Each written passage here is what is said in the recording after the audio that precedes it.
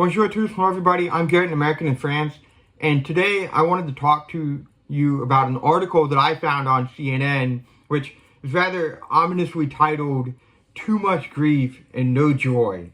And I'll put the link to the article in the description. It's on CNN. But the gist of the article is that this couple, after having experienced life for 2 months in Nimes, which is a beautiful city in southern France, decided to move there, and after a year, they're looking to leave.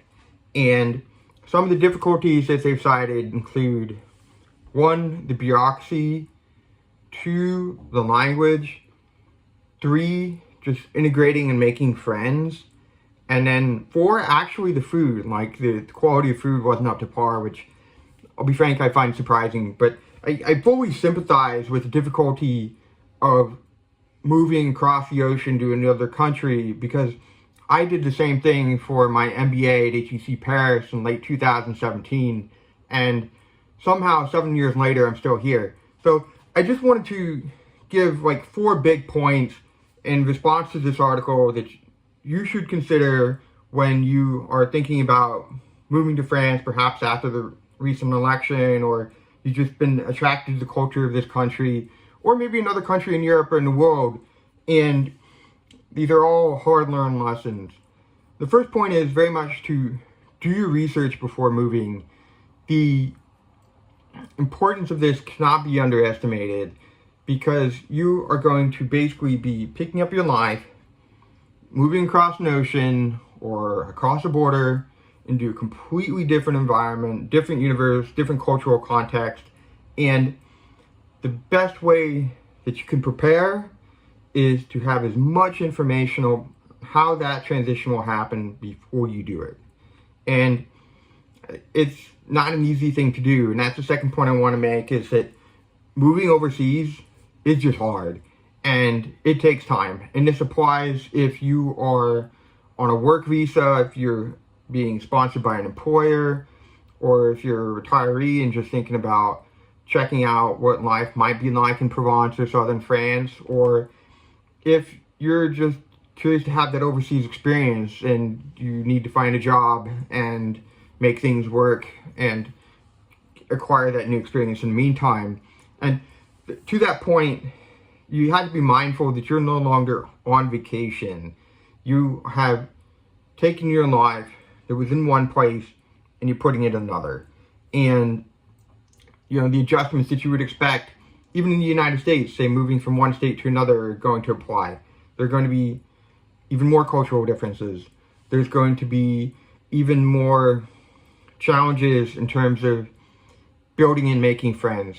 The nice thing in France is that French people tend to be pretty welcoming, so this is less of a challenge, but it's still very much a thing. You move to a new place, your old friends have stayed where they are, and you are now in a different environment, and you've got to build a new network accordingly.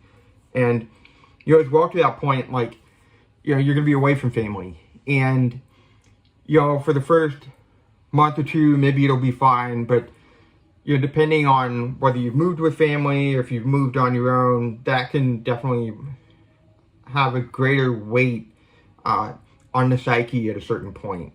And just because that support system that you had is still there, but it's not that immediate. I mean, yes, you can pick up the phone call, yes, you can make Skype calls, but it's just not the same as if somebody's there. And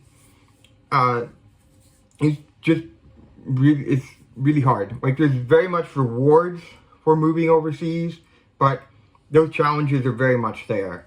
And to the next point I want to talk about is the language barrier, which this couple cited in the article. And that barrier, especially in France, is very much real. And even the French people will admit to you that the English education in France often leaves a bit to be desired, which I think is to be expected, considering that this is France and the French language is paramount in France. And so the consequence, people are going to refer to French first. So this applies in networking for jobs, job hunting. Like 90% of the applications or openings are going to be in the native language, French, and then you'll find English offers, but it's going to be on a much smaller pool or portion of the pie, like 10% out of the available offers, maybe 5%.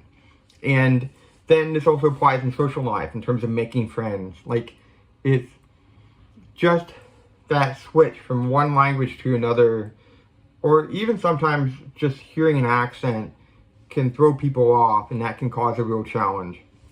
And the other point too is, like, things will get lost in translation. Even if you get to like a conversational fluency, like, it's very easy to make mistakes. It's very easy for things to be misinterpreted or lost in translation, or just the simple change of accent can cause an issue. And you'll see this as well in the United States. Like, if you're from, say, the West Coast and you go to the Southeast, southern Alabama or Georgia, still English, but, just the accent can sometimes throw you off. And, also because, in France, like, French language is paramount, everything's going to be in French. And that will have a cost because, the rules are in French, anything about benefits is going to be in French. So, like, this couple in the article spent $5,000 getting their cat from the United States to France, which seems really high.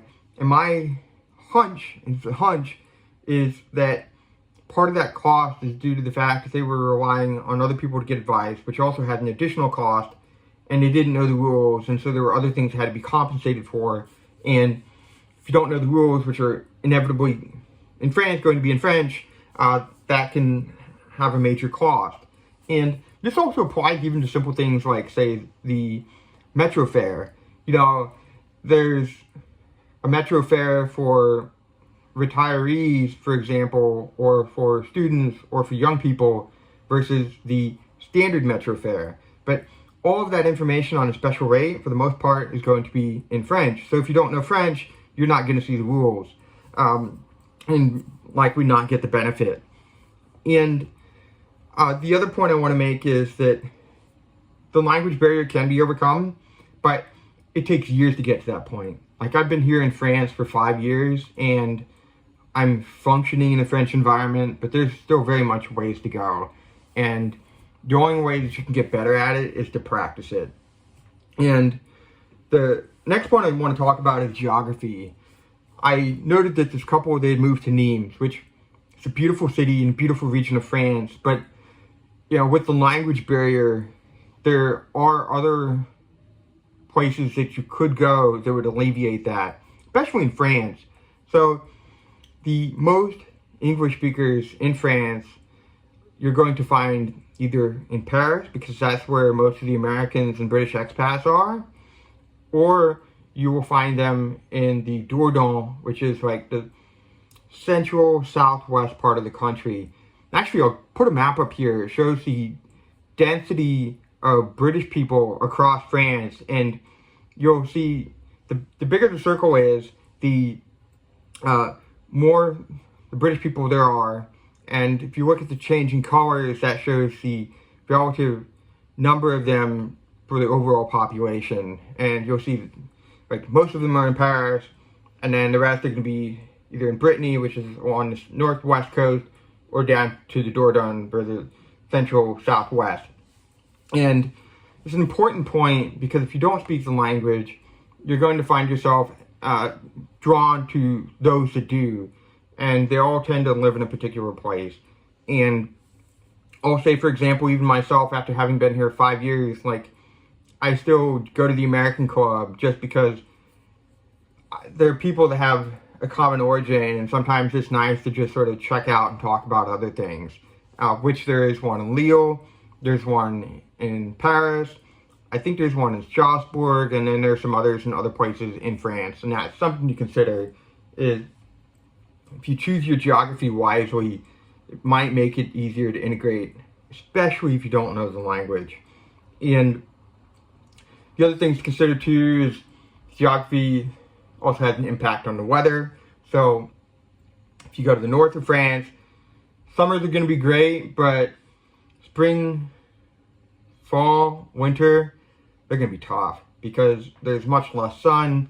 and it's cloudy and rainy, whereas the weather will be somewhat better in the south of France. And yeah, last point I want to talk about is the food. I was sort of surprised in the article that the quality of the food mentioned in the supermarkets was not that great. And I would say in France, I don't think I've ever eaten so well than as I have since I came here to France. Because one, there are fewer additives in the food. Two, the fruits and vegetables are of a different variety, so they're not being made for long distance transport. They're being designed or grown for taste. And that has a huge impact. Like eating fruits and vegetables here is absolute pleasure because they taste quite good relative to what you will normally find in most American supermarkets. Not necessarily relative to what you may find in a farmer's market, but for sure relative to a supermarket.